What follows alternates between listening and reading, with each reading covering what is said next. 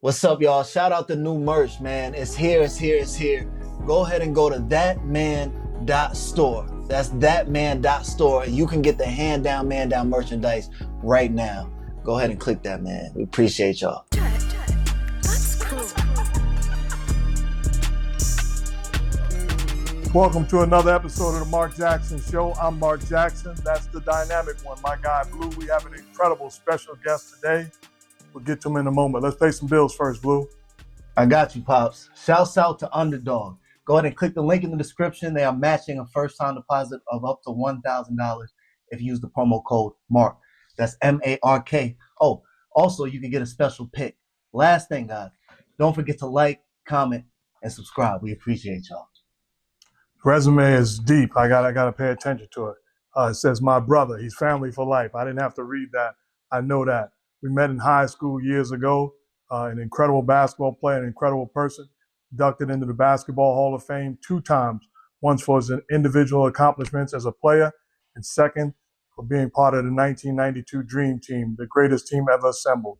Former teammate of mine at St. John's University, Wooden Award winner, only guy to ever win the Big East Player of the Year 3 times, now working for Warriors broadcast, pre and post game. And that's where we'll start with today's game in the NBA, but welcome none other than the legend, my guy, Chris Mullin. Yes, sir. Yes, sir. My pleasure, Mark. Bluu, good to see you, man. You guys look great. As you said, Mark, man, we go way back, almost 40 years now, probably over 40 years. And all those accolades and that tremendous introduction would not have happened if we weren't teammates. It all started way back, 1980 when we first met, and an incredible basketball career we both had, but more importantly, Mark and Bluu, our relationship off the floor, our friendship that has flourished over 40 years is more important to me than the wins, the losses, the made baskets, all those things. So it's my pleasure to be with you guys. Look forward to reminiscing, telling some stories, and maybe teaching the younger generation a few things. Yeah, that's crazy. 40 plus years. That's unbelievable. We'll get to that. And I don't want to, brush away that because I get sensitive thinking about your impact and our relationship. But let's talk about today's game. I don't know if you watched the other night, Game 5, the Liberty and the Lynx, incredible women's basketball game. Your thoughts on where the women's game is and watching Game 5 in general, where New York crowned a champion.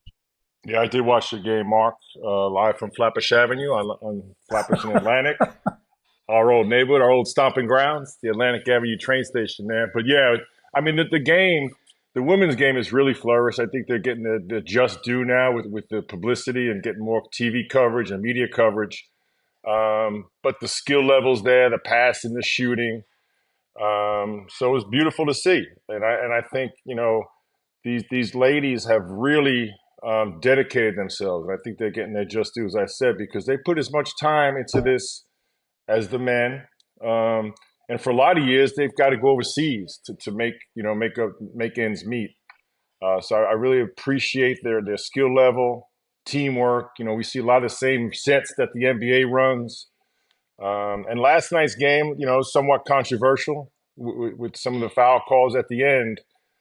But what I noticed most, Mark and Bluu, man, they were playing hard. They were really getting after it.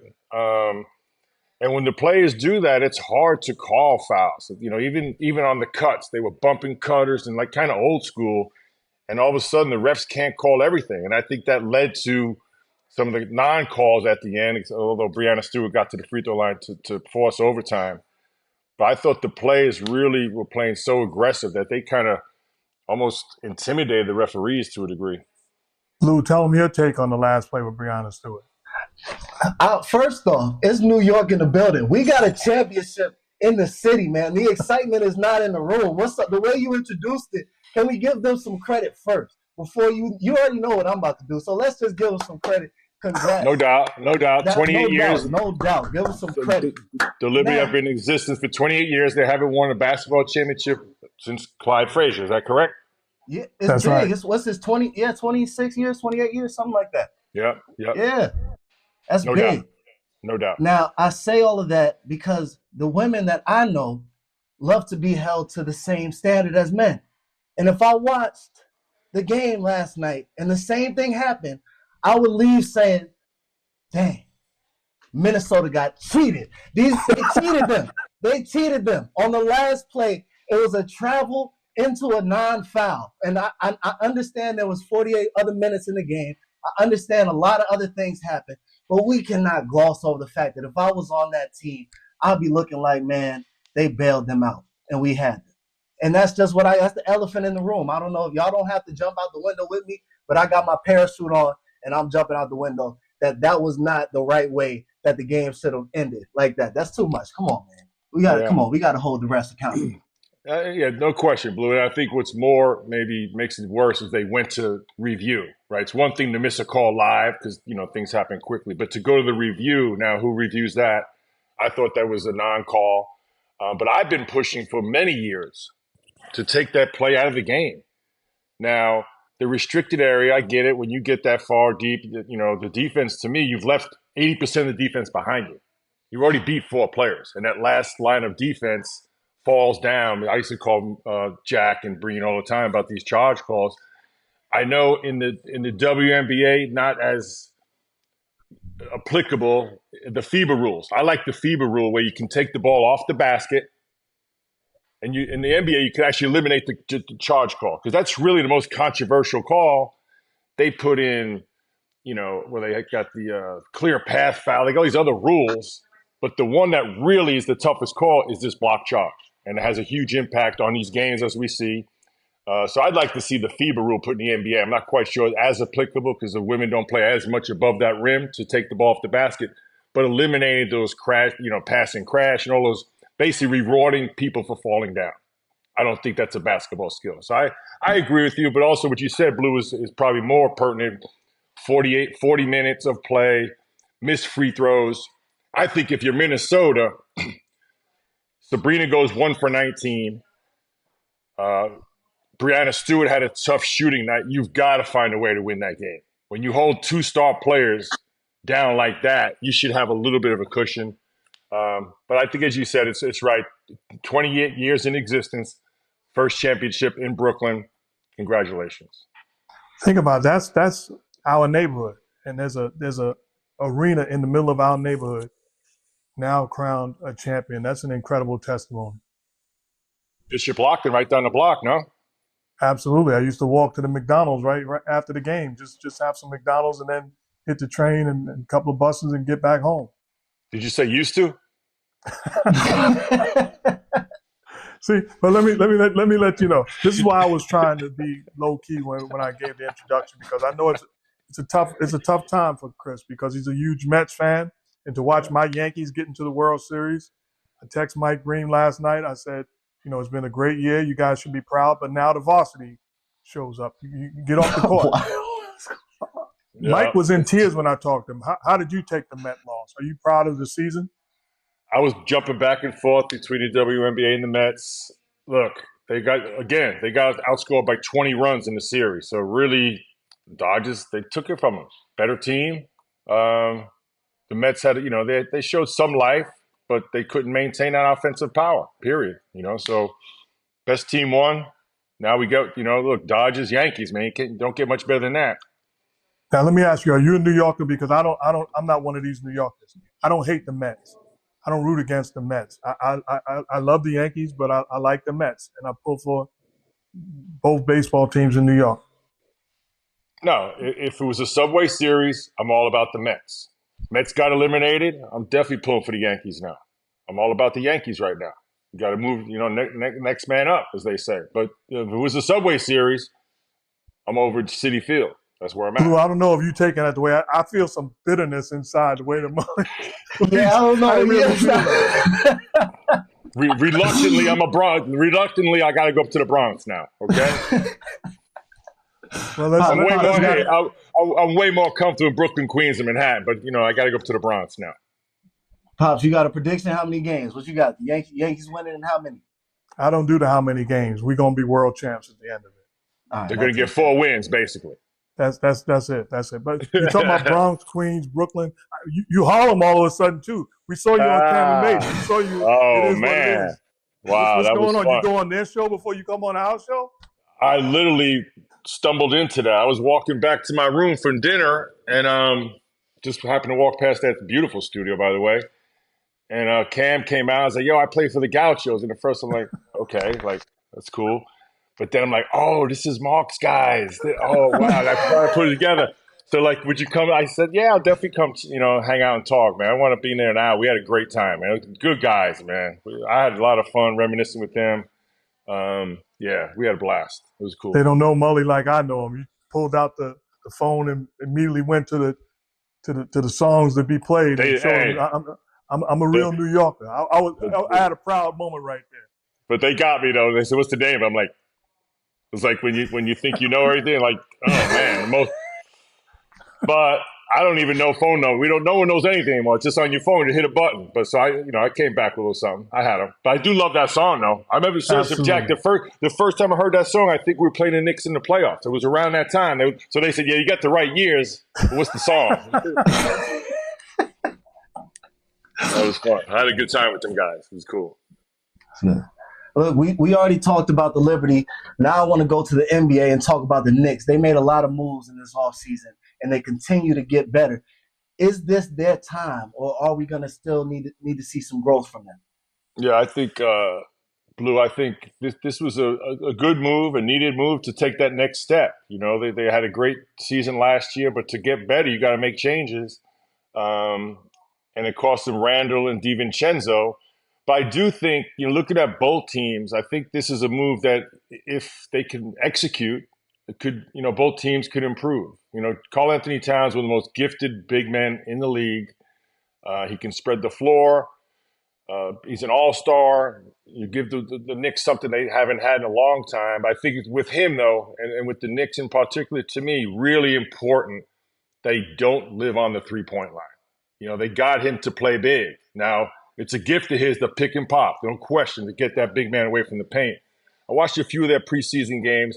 I love the pick and roll action with Brunson when he's diving to the basket. You got to get some points in the paint, draw some fouls to play big, and then use your three-point shot as another weapon. So the balance of attack is going to be really important.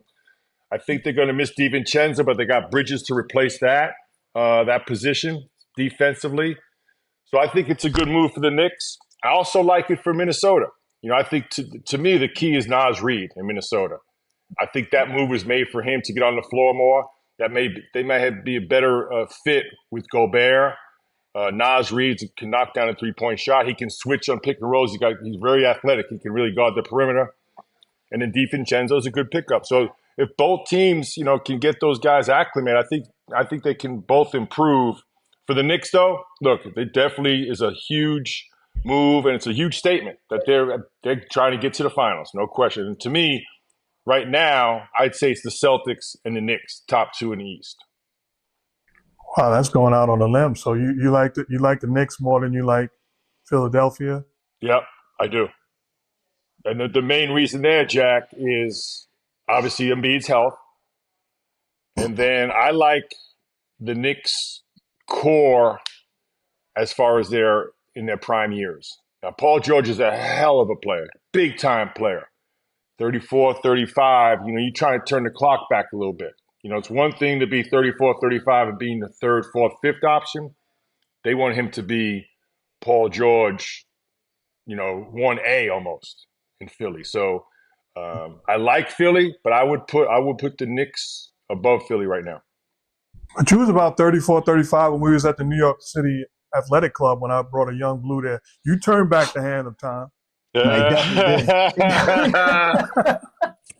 Hey, but Jack, listen, the one thing we do as athletes is we live in denial. Because I'm still sore from that day in the New York Athletic Club. And when I look back on my career, I'm like, damn, I was totally done when I got to Indiana. That's terrible. But I faked it though, but I was done. So Chris, you basically saying you cooked me when you were done. You cooked me.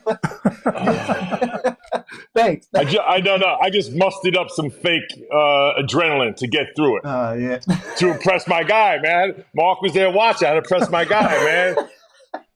Nothing worse than when you see your buddy just going down the tubes like that, man. Now, sticking with the Knicks, let me ask you a serious question. I don't know if you're aware, but Mikal Bridges changed his shot. As one of the greatest shooters that's ever lived, I want to get your opinion on what you see and how tough it is to change his shot this late in the game. Yeah, I coached against Bridges when he was at Villanova. His real strength is his versatility, his athleticism, his length defensively. But in this day and age, Bluu and Jay, you got to make that three-point shot. If you're going to play a wing position, you got to knock down threes. I haven't seen the difference in his shot. I know he's got long arms. He's kind of got a long delivery. He takes it from his waist up. Changing your shot is difficult, I believe, especially when it becomes public knowledge, right? The last thing you want to do, we always hear it in baseball, a guy's got a no-hitter, stay away from him. Or a guy who struggles at the free throw line. The worst thing to do is talk about it and emphasize it. So we'll see how I think he's a decent three-point shooter for his career. I read, like you said, about he's trying to take a hitch out. To me, the solution, though, is to have catch the ball ready. A lot of times these guys catch it, then they bend their knees, then they move the ball. I always felt like if you had your hands and your hips down, like Mark, for you, when you're driving the lane, I always try to get like this, not only for myself, but to let the guy with the ball know I'm ready, dude. If you're standing like this straight up, like you're at the bus stop, you don't really look like you're ready to shoot. So part of the preparation is to have your hands and hips ready, and when you catch it, you can come right out of it. That would take the hitch out. I don't know all the dynamics with him, but I do know he's a hell of a player. But he's going to have to knock down a three-point shot. I think I read he's probably at 37, 38%, which that's a good number. So I don't know about. That got me. If he's 38%, he's a good enough shooter. If he's 38%, I wouldn't start harping on that because the last thing, and Mark, you know better than anybody, the last thing you want, season starts and he's 0 for 10, and all of a sudden then it becomes more than it actually is, right? So I don't know that I like that being public knowledge because now everyone's looking, what's this new swing, right, or this new shot? So, but if he's 38%, I wouldn't really tinker with it too much. One side note I would say is that this is a form that he shot with a little bit at Villanova when he first came in the league. So it's not a totally new shot form. I think he's going back to some of his roots, and maybe he's more comfortable with it. That's one thing. And another side note, I can't just gloss over the fact that you chose the Knicks over the 76ers so quickly. How do we not think that when the playoffs come around, it's not just going to turn into the Jalen Brunson show once again, where he's going to have to just score in the fourth quarters of these games? I don't see another player on this team that's making their own shot. Yeah. Well, he did it last year. I think part of this trade, Bluu, and what I said, executing the trade means changing a little bit. For the Knicks, I think it's really important that they diversify their offense, that it doesn't become an ISO game. The few games I saw a few minutes of the Knicks. I saw that pick and roll with Cat diving to the rim, right? With space with the shooters. So to me, and I know Tom Thibodeau, and Mark, you played for him, I think. Obviously more of a defensive-minded coach. This group here, I think, is good enough and skilled enough to have a little more diversity and creativity offensively, where it's not so predictable, as you said, Bluu, where it's just Brunson breaking people down. Because that, for anybody, that's a lot. I think for Jalen Brunson, it was too much for him. And you wind up taking contested shots. And the last thing you want, especially – it is playoff time, but even during the regular season, if you have one guy handling the ball all the time, that in a way erodes the team. We always talk about team chemistry. And why your dad was so good, your dad got the ball to everybody. That breeds energy. You feel part of the team. You feel included. That alone keeps the team together. When you start playing ISO ball, even the best attitude guy feels a little bit like I'm just standing around. So to me, whoever their offensive coordinator is in the Knicks, I think a new outlook, a new kind of approach on how you're going to play offense, as opposed to, some false actions and then Brunson has the ball at the end, with 5 seconds left. That gets kind of old. And then, those guys, he's not the most athletic guy, and he winds up taking tough shots. Now, he did it last year. He put up some huge numbers, but I thought physically it also wore them down. They wound up getting a lot of guys injured. Let me ask you, Karl Anthony Towns is a heck of a player. He's a future Hall of Famer, and he's had an incredible career thus far. And he's more than capable of fulfilling the needs of the New York Knicks. But the underrated part of this, you touched on it. Julius Randle is a special offensive player, brings toughness, shot-making ability, and also initiating offense. And then with DiVincenzo, his ability to I thought he shot the lights out last year. So they're going to miss what those two guys brought to the table. Yeah, Mark, kind of, I get back to having a different approach. I think Karl Anthony Towns can do a lot of things that Julius Randle did, and I think he can do it without the basketball. You can have him pick and pop. You can have him dribble handoff. I always thought Julius Randle was better as a 0.4, 0.5, trailing the play, having the space floor, and even going by his man, dribble handoff, get to the rim. But I thought he was best with the ball. He's a pretty good passer, good playmaker. Even in the post, I liked him. But with the ball, I thought was a special gift. I think Towns can play without it. And that's why I think the Knicks have the ability to play differently offensively, moving the ball a little bit more, get their assist numbers up, and be a little bit less unpredictable. But then, to me, I think Randle will be a really nice fit in Minnesota. I like him with Gobert. When you get Gobert spread out a little bit, he can have some space on the top. So I always felt like, and I thought if they kept Randle, his best position could have been small ball 5. With the way the Knicks are now, I know they've Mitchell Robinson's banged up, but I liked Randle. I like his game a lot, but I see him in this day and age as a small ball 5. Well, you sound like you're still more than capable of running a basketball team over there, Mo. I'm just saying that you still have the desire to run a team and be in the front office or coach or be attached to a team. Right now, not really, Jack. Not really. I mean, I love the game. I love watching it, analyzing it, but very comfortable where I'm at right now. I love my schedule. It's a good fit for my lifestyle. Now, if one of my dear friends got a head coaching job, I would. You talk about someone that needs a head coaching job. That's you. But for me, no doubt. We've talked about that. And for me, the next job that comes available should be Mark Jackson, no question. And we've talked about it. You and I, Mark. Steve Kerr has mentioned it. It's. I think it will happen. Sometimes weird things whatever, but that should be the next NBA job that's available, or if you want to do college. But no, I like where I'm at right now, Mark, in my life. And again, if a special person to work for, yeah.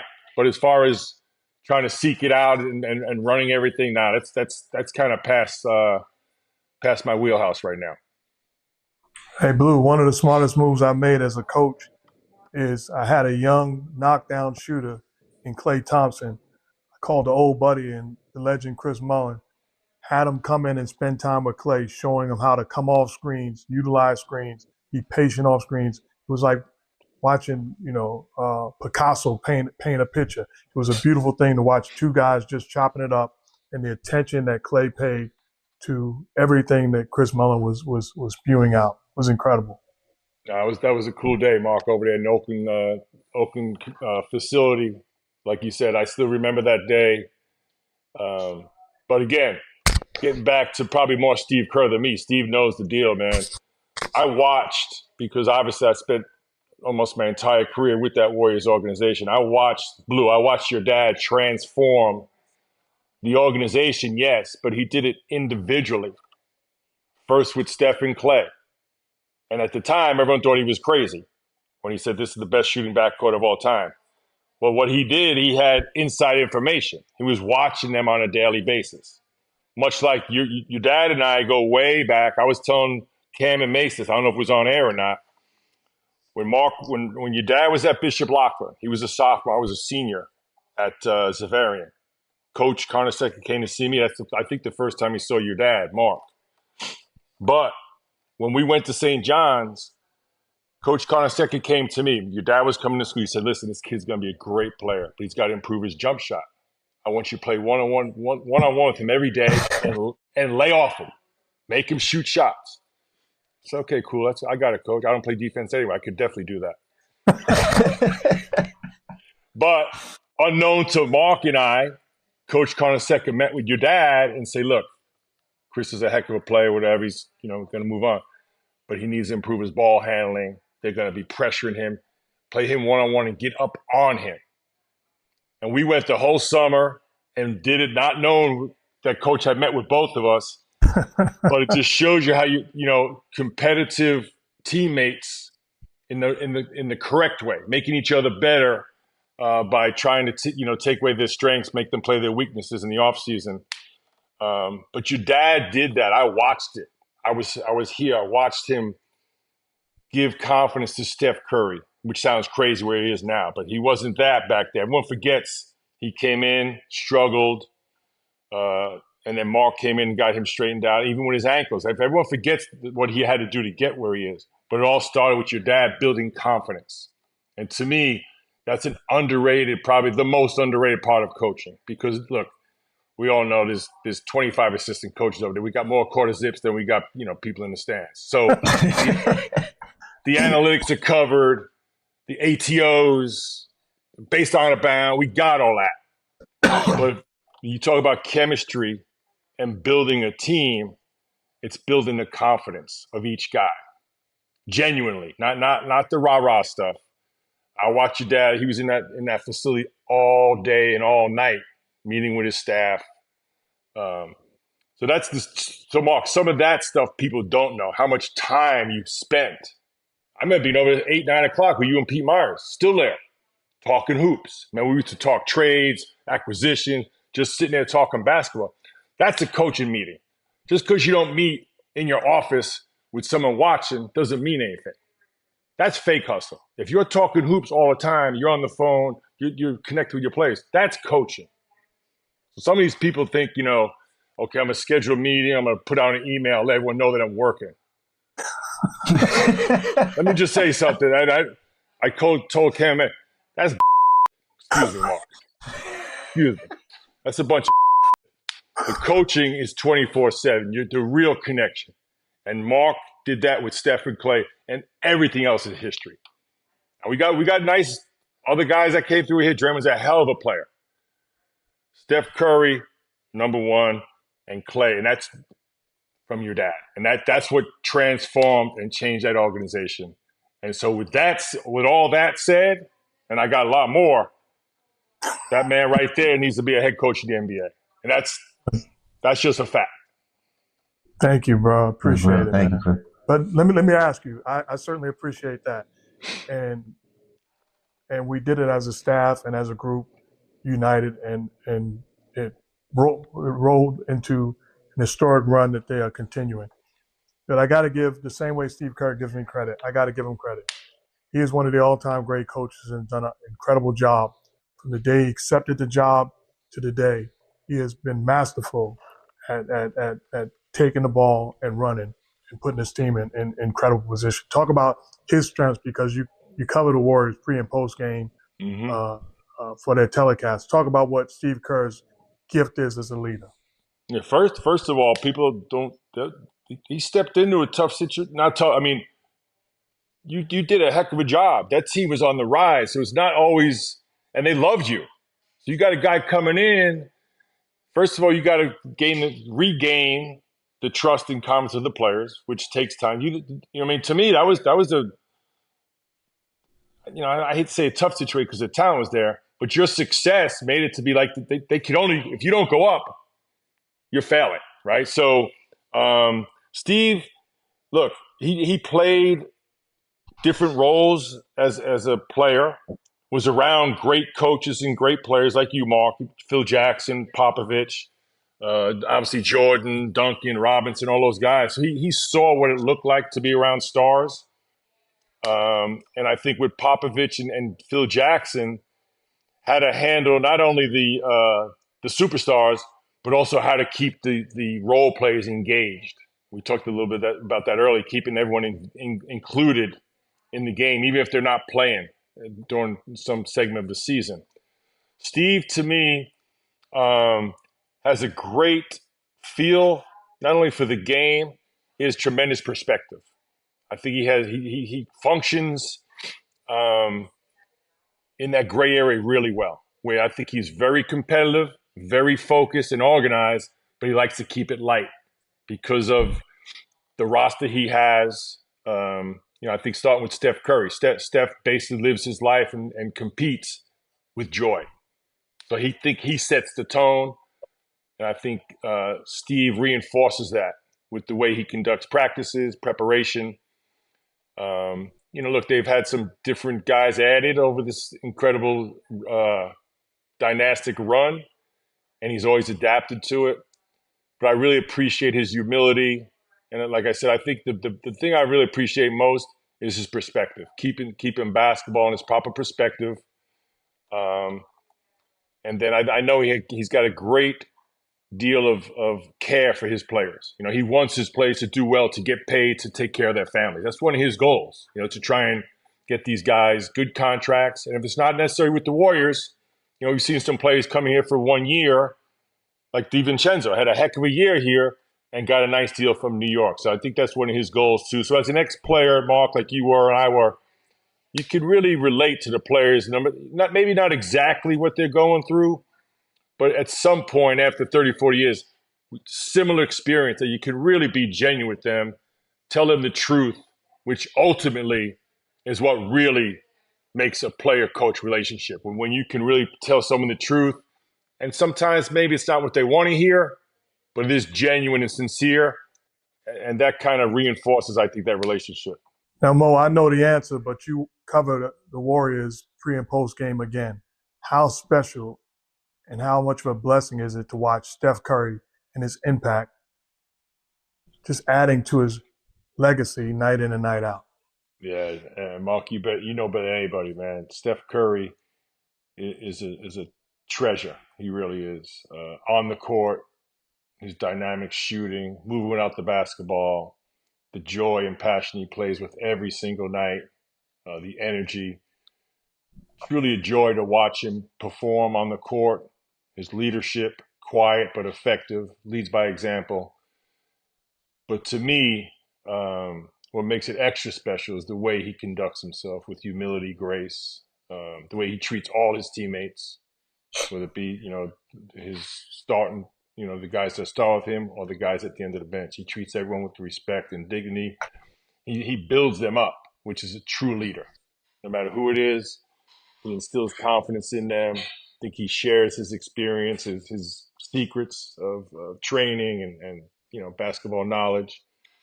So yeah, he makes the organization, the league. I think he sets a tone for the league of professionalism, grace, humility, and probably most important, I see him every single night being grateful to play the game that he loves, and it exudes itself.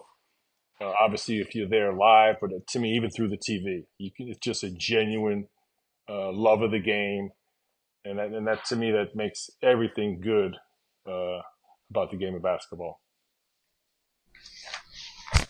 So staying in the West, I want to know your thoughts about Anthony Edwards recently made some comments about 80s and 90s basketball and a little bit about you. You know what he said. I'm not going to rehash it, but let me know what's your thoughts. Probably, I don't agree with him. That's for sure. He wasn't even born. Was he born? I don't know. But he said y'all wasn't jumping like that. He said the athleticism wasn't really the same.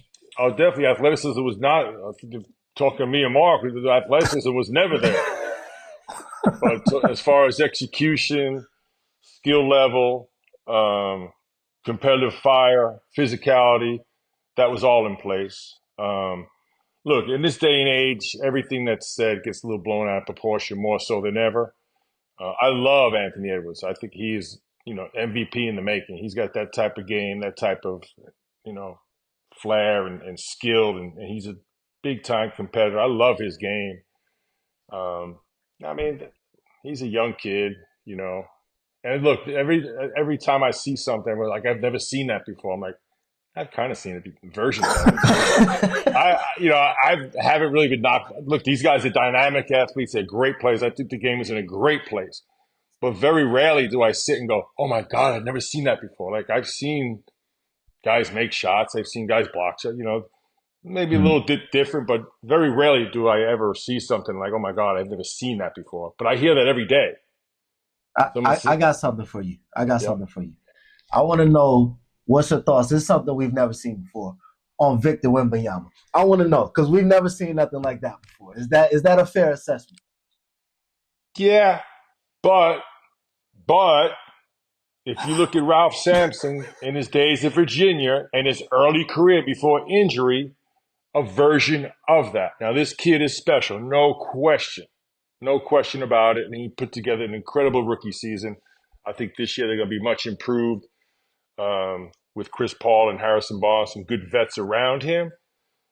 Yeah, I mean, he's done some things like some of those crazy catches in the paint and those alley oops that only he can do. But I must admit, a version of that I felt like I've seen. But that's what sports and life's all about, is watching something and making it better. That's what Kobe did by trying to emulate Michael Jordan, right? That's how this game keeps maturing and getting better. That's what it's all about. So I'm sure he didn't watch Ralph Sampson, but I know when I see something, I'm like, wow, that's a version of that, right? So this kid, Wembanyama, happens to have a combination of all those guys. You put, Akeem's footwork. I mean, he kind of shoots the ball like Steph a little bit from three. So it's just that weird combination of big, small, athletic length. Yeah, so I think when it's all said and done, Blue, he's going to be one of those guys that you go, wow, that's the new measuring stick for an NBA big. Well, you talk about the Knicks and the Celtics in the East. Who do you have in the West as far as advancing and moving further on down the road Yeah, come playoff time? I really like OKC. Obviously, they had a great year last year. Shea Gilgeous is, MVP candidate. I like their additions with Caruso and Hartenstein. I know Hartenstein's going to be out a little bit with a broken hand, but I think that's really good. Two great vets they added to that roster. And they're young guys, man. They got that chemistry with each other. They're all in the prime of their prime athletic years. So I like them a lot. I love Minnesota, starting with Anthony Edwards. And I think that trade that they did, we talked about that with DiVincenzo and Julius Randle. And if Nas Reed can now become, a big time everyday performer as opposed to just coming off the bench, I think that's going to bode well for them. And then, Dallas, I like Denver. I mean, that's four right there. And then, four teams in California, I think they all feel like they're right there. That's eight right there. And then we haven't mentioned Memphis, who's going to be back healthy. San Antonio. Houston showed some life last. So that's 11, 12 teams right there. And what we have what, 10 spots now? How does that work now? What's the plan? 10. 10. So that's 12 right here. I got, they keep changing the rules on me, man. They got the play in and what's the in season tournament. You gotta stay up to date on these things. But yeah, but there's a lot. The West is as deep as ever. It really is. But I don't think there's like OKC. If they didn't get out, I don't think anyone would be surprised if they didn't get out. I like them, right now as maybe the favorite. But you talk about parity and a lot of really good teams. So, I would say Minnesota, OKC, Minnesota, Dallas, Denver, something like that. And then you got, 6 spots up for grabs. Is this the deepest you've seen the West in a long time? Yeah, in a long time. Yes. Yep. And you know what, Mark, what I see too is like each team, they've got like 2 superstars and they're really trying to figure out what to put around those guys. Like Luke and Kyrie. Now they got Clay. but I thought they did a really nice job picking up Gafford and now the kid Lively. Really adding. I wouldn't say role play, the right players around their stars, and not only the right talent, but the skill set. With that team, I thought Dallas for a long time, there were too many step back threes. Now all of a sudden you got Gafford and Lively catching dunks. So now now it's collapsing the paint. They're getting better open looks. So, trying to figure out what to put around those star players. That's why I love what OKC's done. They've kind of kept the right players around Shea. Their style of play fits their skill set, and now they've added those veterans. So, in this day and age, it's hard to keep teams together. These guys come up on deals so quickly, but when you're able to keep that team together and get that chemistry and then add those right vets, that seems to really catapult these teams. So I see 12 teams for 10 spots.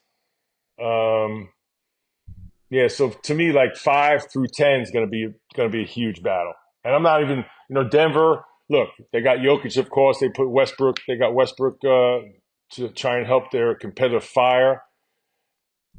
They need the kid Braun.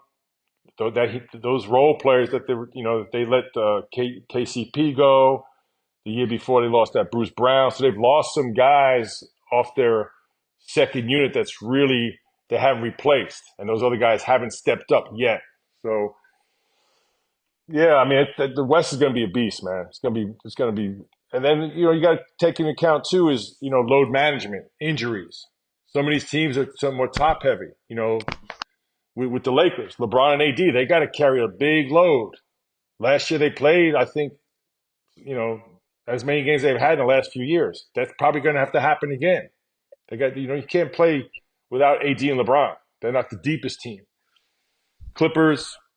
What's up with Kawhi? Physically, that's going to be a huge thing. No, seriously. Like, is he going to get to play 60, 70 games? If not, that's obviously a whole different team. Sacramento, it's probably the team on paper that should be the best of the California teams.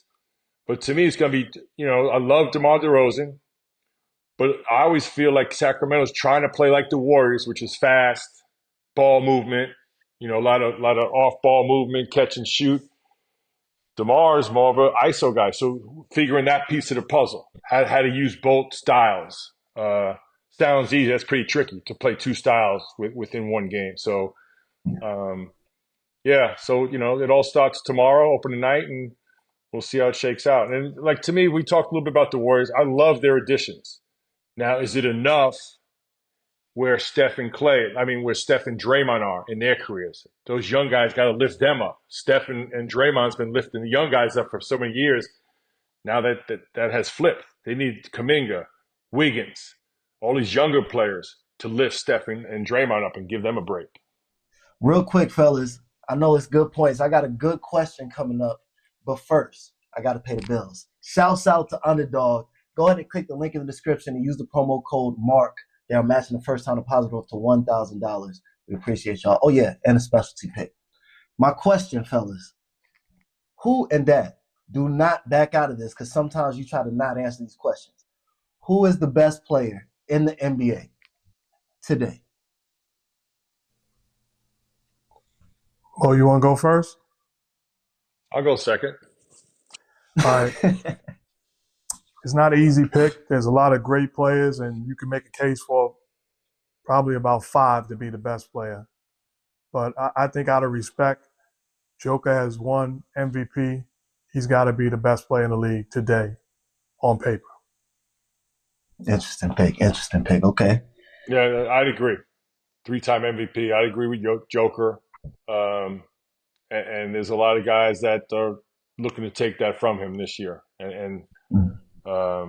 We'll see how it plays out. But your dad's a big boxing fan. You got to knock out the champ to move on. So, meaning the MVP, they're not the champion. They didn't win the championship, but he's the MVP. You got to knock him off that mantle. I will say this: a guy I love that I think is an all-time great is Luka. I think he's incredibly special as a basketball talent. He's right there. He's probably knocking on the door. Let me ask you a question. What'd you say, Blue? Did you say Joel Embiid? No, I didn't say that. He's a great player and he's in the discussion. I'm not because of his how many games he missed. I'm not going to put him as the best player in the world. Bluu, why you love Philly so much? No, I'm not. I'm just. Man. I thought I heard Joel Embiid. In my opinion, and this is maybe an antiquated stance, but I still feel that LeBron is the best player in the NBA.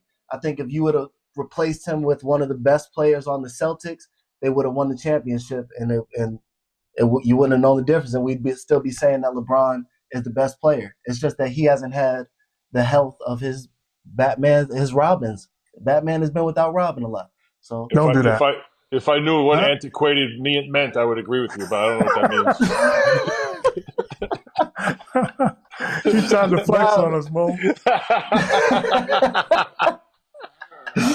Oh, man. Let me ask you one last question before we segue into our history. I watched you show up in the morning, get shots up in the gym, get a full sweat, go to lunch, come back after lunch, practice, go get something to eat, come back late at night, get shots up. I watched you. And you did it for 100 years. Your thoughts on load management? Yeah, I mean, to me, it's simple. It's more, if you're injured, you have to sit down. The load management, to me, it puts the players, it puts the training staffs in a bad light, in my opinion, because it kind of it looks like you're not giving full effort, and it looks like you're shortchanging the fans. That's ultimately what is the biggest problem. Is fans pay a lot of money to come see players, and when they don't play, especially a predetermined day off, you put the schedule out. So I'm not playing March 12th. Really? How do you know? If you March 12th, you don't feel good already. But so that's my thing. I'm not with that at all. And Mark, again, getting back to the boxing analogy, we always train like we're going 15 rounds. Now, yeah, it'd be cool if we get a knockout in the first or whatever, but we trained harder than we played. That was the whole premise of practice and preparation and rehearsal. So you do it, you have the proper routine, meaning practice, the form, shooting, all the proper drill work. Then you do the repetition until it becomes muscle memory. So you know exactly where on the floor. If I'm open, I don't really need to see the basket. I shot that shot a million times. Just get me open, I got it. But that's from practice. You don't get that playing a video game. Sorry, it doesn't work that way. You got to put the time in. And if you do that, you don't want to take days off. If I'm training my ass off all summer, I'm doing it to go perform. That's the only reason I'm doing it, is to get on the stage. So there's no way I'm going to practice all summer and then take days off. I'm like, no, that's not working for me. So look, different generation. I think, look, no one wants to see players injured and things like that. That's different. That's a medical problem, and you sit out. The predetermined days off when you're okay, I'm not a fan of that. And Mark, look, you and I have had very similar post-career surgeries, right? Our hips, our Achilles, things like this. I wouldn't trade in one day on the asphalt, one day in Alumni Hall with you, one day at Bishop Loughlin, one day at Citywide, one day at Elmcore. I wouldn't trade in one of those days for my fake hip. I'll take that fake hip all day, not only because of the basketball experiences, but because 40 years later, I'm sitting here talking to you and your son. That's why. And then all those experiences led us to here. So to me, yeah, the basketball part, that was great. But as we went through it, it made us closer, So I think even they don't practice as much. What I mean? How do you prove yourself if I don't practice? So I think the young guys miss out a lot. The young guys don't get a chance to go at the vets. We used to have 30 days of training camp, 2 days. So you got a lot of opportunity. Okay, this guy's the man. I got a lot of chances to get at him and make a name for myself. Now camp's 3 days. So I think the young players miss out because they don't get a chance to go at the vets as much. Mark, we were in Indiana. Al Harrington, Jonathan Bender, those young fellas. We had a nice long training camp. Now they weren't at that point yet, but they learned a lot in the practice gym. I don't think there's a substitute for that. I know that may be old fashioned, but season starts, and Mark, I'm always amazed. Here we are, game 60, and I hear NBA veterans saying, "I'm trying to find my rhythm," or "I don't know my role." I'm like, what? When are you going to figure it out? 4th of July barbecue? Come on, man. What's up? I'm ramping up. Dude, the season's over. What are we ramping up? What ramp you on? Come on, man. So put your work in, get ready, and go play ball, man. Don't give me that 60 games in. I'm trying to figure out my rhythm or something. Come on, you're a pro, dude. Come on. Last question. Who's the best basketball player of all time? Michael Jordan, to me. Obviously, that's generational, right? Bluu would probably say LeBron, which is fine. For me, when we came in the league, Mark, the first two guys we looked up to were pretty much Magic and Bird. They were the standard. I watched Michael go right past them. And we saw it every step of the way. We played against him in college. I actually played against him in high school. So for me, he's the most complete player, top to bottom. Incredible combination of skill, very fundamentally sound. That gets overlooked. He's a very fundamentally sound player, well coached, and obviously at that point in time, the most dynamic athlete. So you put all that together, 6-0 in the finals, 6 MVPs in the finals. And much like Bluu asked, there's a lot of players that are right there. And as players break records, it's rightfully so. You can throw LeBron in, of course. But if you're going to ask me one person, for me, during my time, it's not even close. Now, How about you? Me? Thank you. Yeah. Oh, you know my answer. Michael Jordan. Okay. And I say that respectfully. I'm not disrespecting anybody. Yeah, no question. Absolutely. Hey, no question. But, okay. Now, you said you played against him in high school. Mm-hmm. What did you see when you saw Michael Jordan in high school? Yeah, so it's funny. So, if I'm back in just read this summer, I was with a few of my buddies from grade school even, and we talk, and they go I remember you came back from the McDonald's All-American game. You said you saw the best player you ever saw. Now I don't remember saying it, but they're telling me, and they said 1983 with the Pan Am games, you came back, and I had played with and against a lot of great players in New York, Mark. Growing up, we played with a lot of great players. Some that didn't make it were even better than guys that did make it. But they were saying, you kept saying this guy's so good. So the first thing I saw, I remember this. We were in Wichita, Kansas at the McDonald's All-American game. We had one of those kind of fake practices, you show up but this dude was flying up and down the court. So the first thing I saw was just speed. I'm like, yo, dude, this is crazy. It was 8 in the morning. We're just kind of waking up. He was flying up and down the court and just nasty athleticism. And then, that was the McDonald's game. And then, played against him in college. And now all of a sudden he's at North Carolina in his system, but still sticking out with his incredible cuts. Like Dean Smith was all those back cuts. You remember that offense used to run, catch a lob off a little back cut, but very team-oriented. I think he only averaged 16 or 18 points per game. But every game he did something was just mind-boggling. But to me, when he really, really broke out was 84, that summer, during the Olympics. We played eight pre-Olympic games against NBA players before we went to LA. And this was not just NBA play. This was Magic, Isaiah, Bird, McHale, Sam. Everybody was showing up to these games. Walter Davis and Michael every single night. We went 8-0, and he was the best player on the floor. So that was before he got drafted. That's when everyone started to say, well, this guy is special. And then obviously the rest is kind of history. So that level of excellence, I watched the whole thing kind of mature through his career. The passion, the desire, the competitiveness. But I think the one thing that's really overlooked is he's really fundamentally sound. Incredible defender. Mark, when they beat you up in that game 7, but but at that point in time, Michael and Scotty happened to be the two best defensive players in the league, and Michael was leading the league in scoring.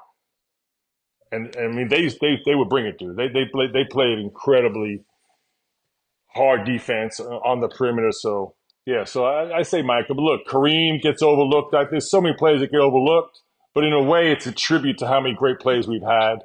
And like Bluu, you said earlier, to me, it's the evolution of the game, right? Kobe watched Michael and tried to emulate, and then he set the bar. Now LeBron, he kind of watched Michael, Kobe, and Kareem and broke everyone's records. So that's the beautiful thing about the evolution of the game. They do take from the past. And what I love about LeBron James is not only his incredible, excellence and spectacular performance, he's a historian of the game. He has respect for the history of the game. He always shows respect. And what he's able to do this deep in his career is just a tribute to how well he takes care of himself, both on and off the floor. This guy's been an example of excellence, both on and off the floor. Can you imagine being in uniform with one of your sons? Crazy. Crazy. They always baseball I have, right? Ken Griffey Jr. and Sr. did it. I think maybe a few, but yeah, it's crazy. It's amazing. History in the making. It's cool. Now let's touch on. I wouldn't be passing to this dude.